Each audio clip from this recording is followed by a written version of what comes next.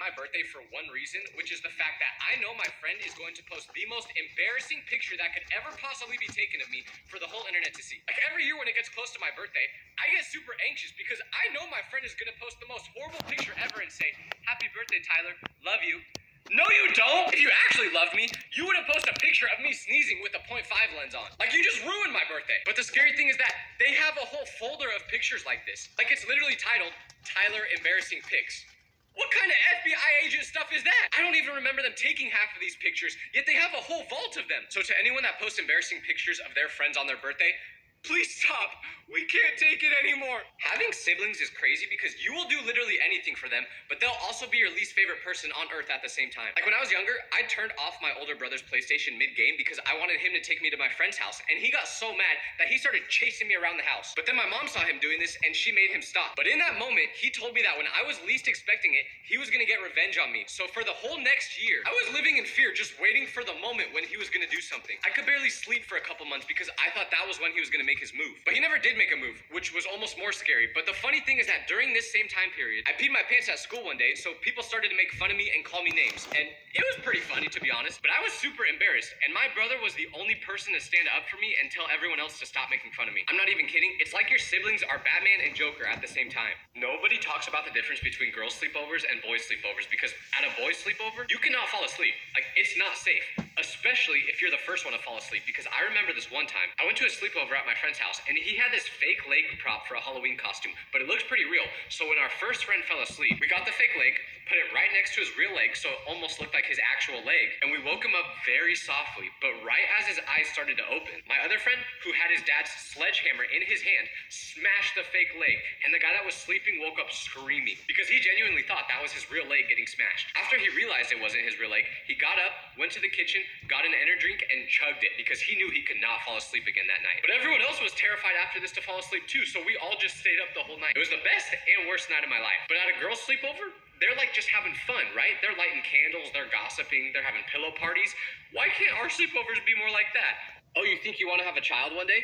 Well, just know that one time I was sleeping over at my friend's house, and he has a little brother named Jimmy. And it was like 2 a.m., so everyone was asleep, but I was super thirsty, so I went to the kitchen to get some water, and Jimmy's there. And he comes up to me and says, "I can't sleep because there's a monster under my bed. Can you check it?" And I say, "There's a what?" And he says, "A monster." Dog, I wanted to say, hell no, I ain't checking that because I'm just as terrified as you are, Jimmy. Like, get your parents to do this, bro. I'm scared of monsters too. But I become super brave, so I check under his bed anyway, and I tell him that there's nothing under there, and then I say, "Do you think you can go to sleep now?" And he says, "No, because there's a ghost in my closet."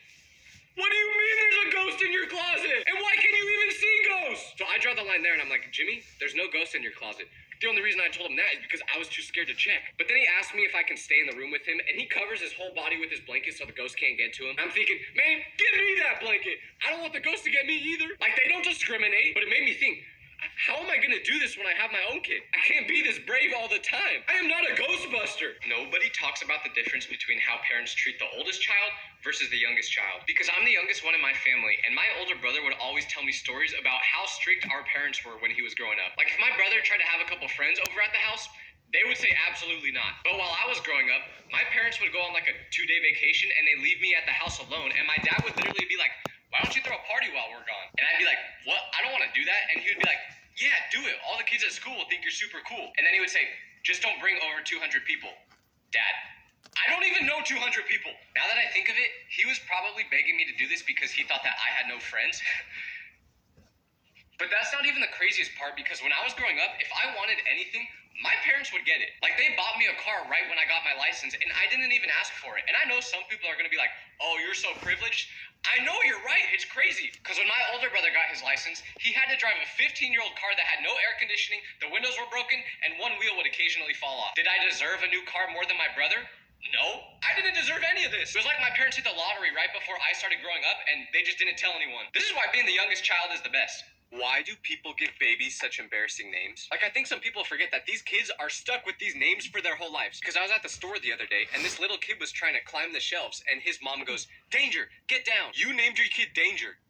On purpose." I mean, I guess it's fitting because he's climbing the cereal aisle like a jungle gym, but still, was this like a punishment for him acting up one day? He just misbehaved and the belt wasn't working, so you were like, "You know what, Steven? Your name's Danger now. And to the people that have ridiculous names like this, I am not laughing at you.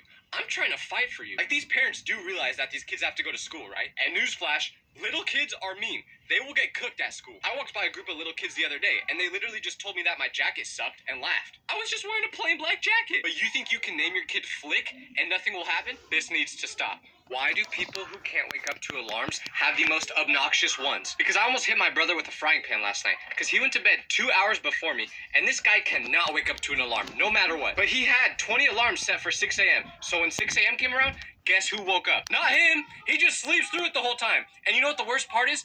This is his ringtone. Why would you choose that one? Every time it goes off, I think we're getting a tsunami warning in the middle of the night. And somehow, he sleeps right through it every time. I'm gonna throw his phone out the window next time. Matter of fact, I could throw him out the window. He still wouldn't wake up.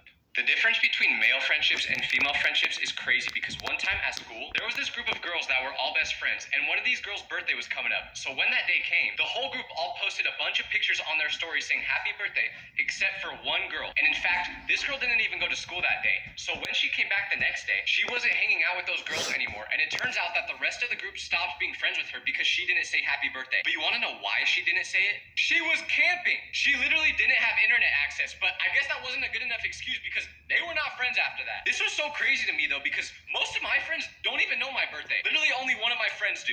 And he posts an embarrassing picture of me every time it comes. Honestly, I'm convinced some of my friends don't even know my last name. And I don't blame my friends for not knowing my birthday. I don't know theirs by heart. And I'm not saying that's a good thing either. I respect that girls care so much. What's the most embarrassing